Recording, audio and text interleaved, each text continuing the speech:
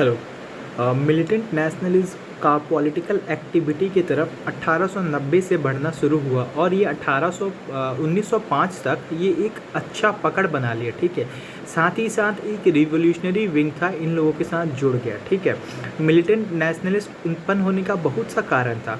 यह कारण था कि अंग्रेज जो शासन कर रहे थे भारत पर, उनका मुख्य उद्देश्य था कि भारत के अर्थव्यवस्था को ख़राब करना, भारत की संस्कृति को ख़राब करना और भारत से जितना आप अच्छे तरीके से लूट सकते हैं लूटो और अच्छे तरह से ट्रेड करो और अपना फ़ायदा अच्छे तरीके से बनाओ।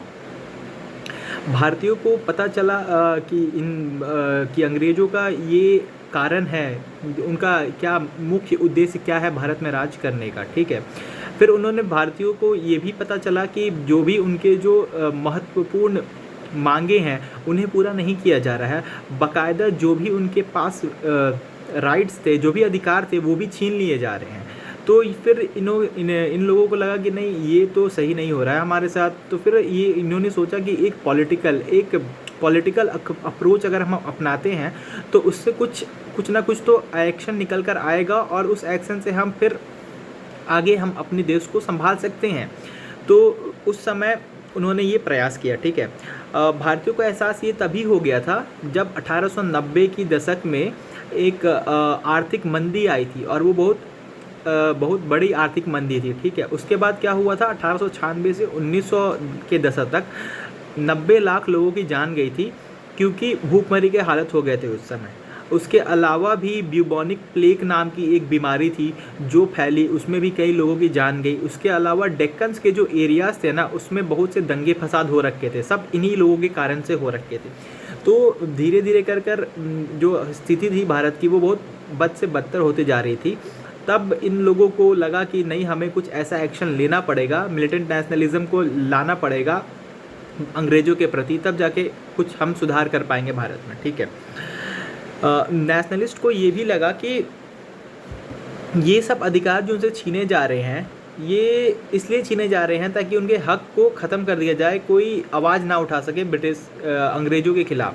ठीक है, और इसी बीच अंग्रेज़ों ने 6 ऐसे कानून व्यवस्था लाए जिससे भारतीयों और जो मिलिटेंट नेशनलिस्ट थे उनको पुख्ता सबूत मिल गया कि हाँ, अब ये समस्या बढ़ते जा रही है। जैसे कि देखिए 1992 में क्या हुआ, इंडियन काउंसिल एक्ट आया, जिसको इन्होंने जो मिलिटेंट नेशनलिस्ट थे, इन्होंने जमकर इसका विरोध किया। उसके बाद क्या हुआ, 1897 में नाथू ब्रदर्स थे, उनको डिपोर्ट कर दिया गया और बिना किसी ट्रायल के। उसके अलावा बाल गंगाधर तिलक थे और उनके साथ कुछ और भी नेशनलिस्ट थे, उनको जेल में डाल दिया गया और सेडिशन के चार्ज में। ठीक है, उसके बाद क्या होता, 1899 में एक रेप्रेसिव लॉ आता है अंडर आईपीसी सेक्शन 124A के तहत। ठीक है, उसको आगे चलकर बदल दिया, किसके अंडर, आईपीसी सेक्शन 156A के अंतर्गत उसे बदल दिया गया। उसके अलावा क्या हुआ,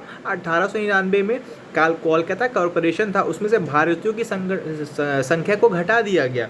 उसके अलावा 1904 में हुआ कि ऑफिशियल सीक्रेट एक्ट पास हुआ, जो कि भारतीयों का जो इंडियन का जो प्रेस था, जैसे फ्रीडम ऑफ प्रेस होता है कि हाँ, स्पीच दे सके न्यूज़पेपर में, हम अपने जो विचारधारा को प्रस्तुत कर सके ताकि लोगों तक हमारे विचारधारा पहुँचे, इस पर भी प्रतिबंध लगा दिया गया। उसके अलावा 1904 में एक और लॉ पास किया, इंडियन यूनिवर्सिटी एक्ट, जिसमें जो इंडियन की यूनिवर्सिटी थी उसमें भारतीयों का ही अधिकार होना था। लेकिन इसमें क्या हुआ कि अब सरकार उस समय अंग्रेजों की थी, तो इंडियन यूनिवर्सिटी में सरकार होगी, अब सरकार का ज़्यादा पावर आ गया था अंग्रेज़ों का।